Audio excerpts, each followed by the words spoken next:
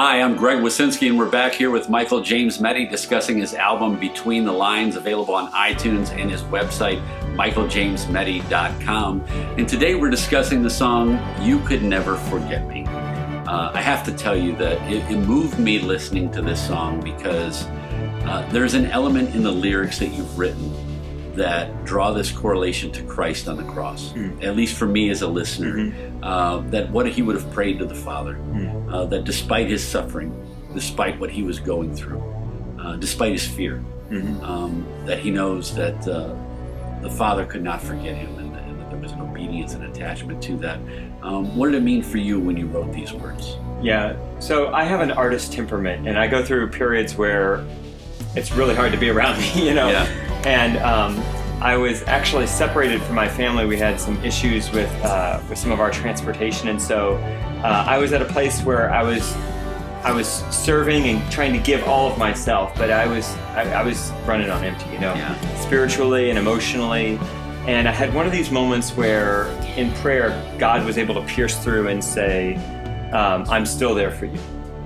And I remember the taste of it was like, it was like blinding light, after you've been in the darkness for so long. And that's where the song came from. You could never forget me. And the lyrics came fairly quickly, and they draw a lot from the Psalms and that kind of imagery. You would never leave my soul among the dead. Your perfect peace, your holiness, and trying to be kind of a modern psalm. And I'm really proud of the arrangement. We went through a lot of different arrangements. I think I recorded the song 3 or 4 times before we kind of landed on this. And some of them sounded too, cheesy, and some of them sounded too rock, and some of them sounded too 80s Aerosmith, and just trying to hit the right notes. And my daughter's voice is pretty prominent in there, and trying to blend all those together. Well, and it's not a dark song. I mean, the way that the arrangement is that it's not dark. I mean, Right. It has a progression to it, and it sets the tone and it sets the mood. But there is this, because it's not dark, there's a little bit of hope. And there's always hope in Christ, right? And I also, the line that you wrote in it, that hide me in your wounds. That's my favorite song too, yeah. There's this little bit of the Anima Christi prayer, within your wounds, hide me, which brings a correlation to the Eucharist. Right. And I think that as people listen to this, that if we think that we are forgotten about, if we question the love of the Father, if we question what Christ would give for us, that when we come together for Holy Communion, there is that element that he is hiding us in his wounds and protecting us. Right. So as part of the church teaches us that we are called to be consubstantial with Christ in his humanity. So that just means that we're connected with him in all things.